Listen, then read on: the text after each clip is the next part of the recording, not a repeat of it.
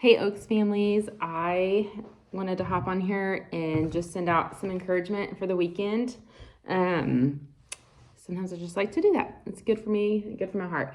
Lately, I have had just kind of the concept of growth on my mind a lot. It kind of happened a couple weeks ago. I was at my kitchen window and doing dishes, and I was looking out, but then also looking, I have a plant that sits in front of me on my kitchen window.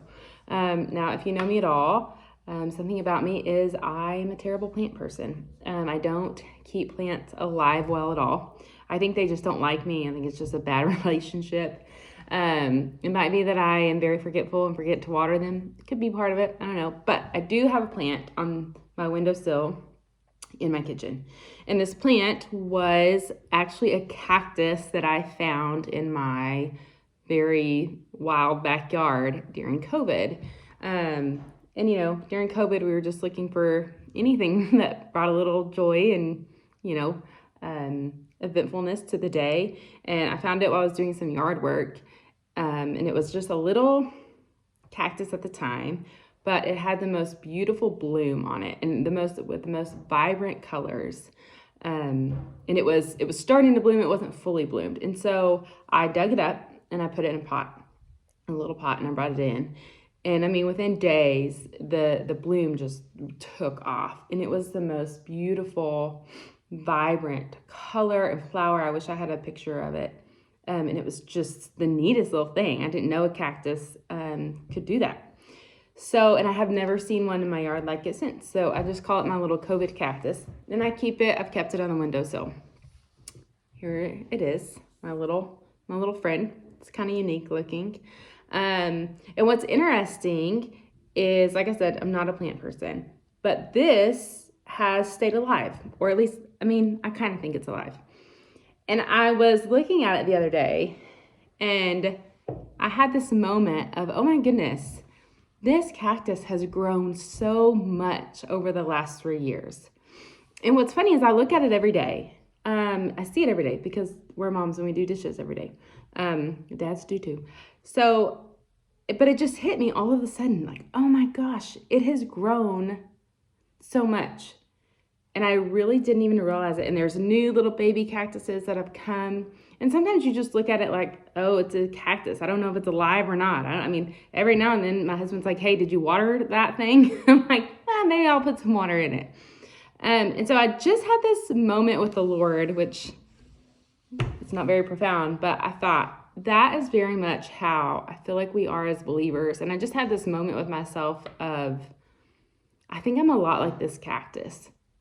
And I think that I want to see this huge, vibrant growth as a believer in Jesus at times.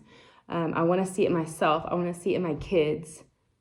And really, when I look at things, it's actually slow growth. And every now and then we get vibrant, just shots and shoots of color, and we really explode. And I was thinking about how this connects to our lives spiritually. Into even our kids, like for our kids educationally, and how we want growth. It's what we think about. It's what we aim for. It's why we strive. It's why we put in the work in our kids' education. It's why we sit with the Lord and spend time with Him. And the only thing that I have consistently done with this cactus in order for it to have all this growth is I have simply kept it in the light. And so as I was kind of talking to the Lord, I just had this moment where He was like, sometimes we try to come up with these amazing formulas for spiritual growth. If I do this and this and this, and I always make sure I do this, and I'm bound to grow.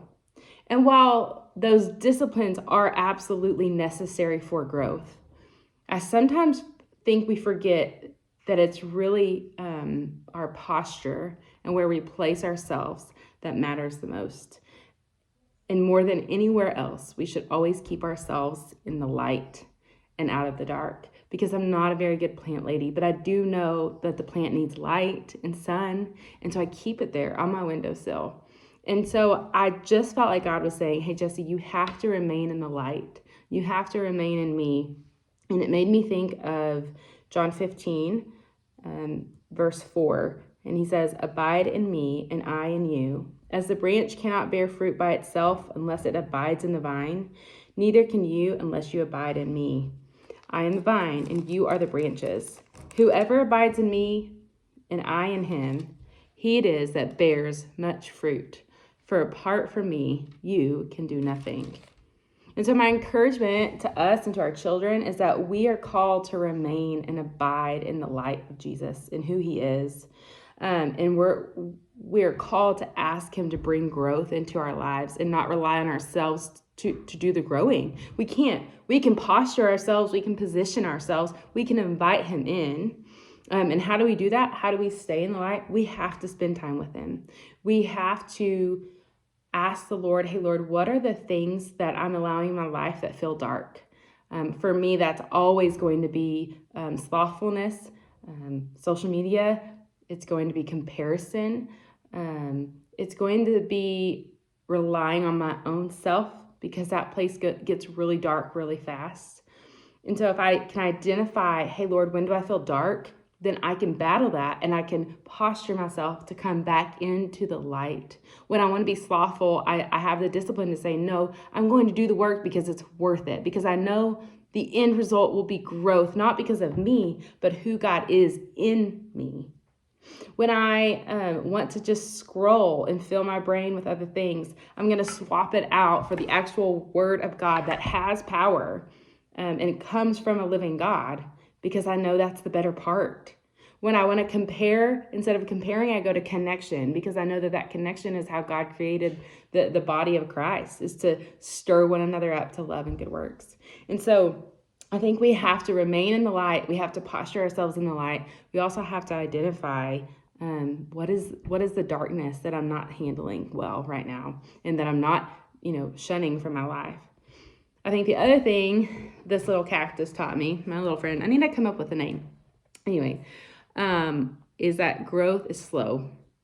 And when I was thinking about this, I kind of had the thought, but Lord, I don't want that to be an excuse to not be disciplined, to not put in the work. But growth is slow. And what's neat is, I think when we look back, like every year with my kids on their birthday, we go for a birthday walk. And we just did this with Crosby on Tuesday.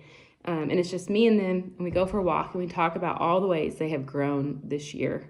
And it's neat to look back and you realize, oh my goodness, they have grown so much in this. And because I see them every day and because they're in my face every day, it takes me kind of taking a step back and seeing where they were and now where we are.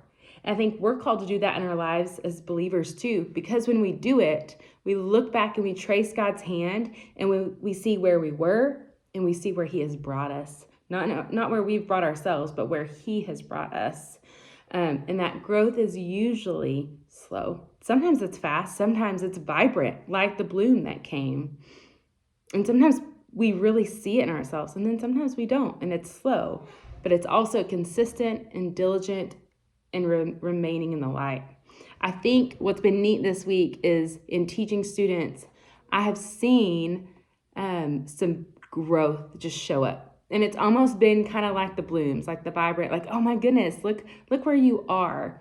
And I think if we can remember that, not only for our spiritual selves, but also for our kids and their academics and their education, or the things in their character that we want to see growth in, we have to remember that growth is slow, but growth is happening. It's what we're meant to do. We're meant to grow. We're not meant to stay little.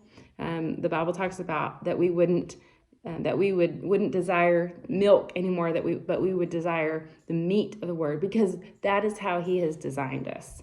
And so I think I want you guys as a family this week, and I encourage you, or even as it was some self-examination, where has the Lord brought growth in me? Where has the Lord brought growth in my children that I need to pause and I need to just thank him for? Thank you for this growth, and see the beauty in it. That it once was really small and stubby, but now it's pretty tall.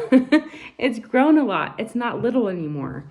But also being really brave and courageous to ask God to keep bringing the growth in the areas that feel really dark, really heavy.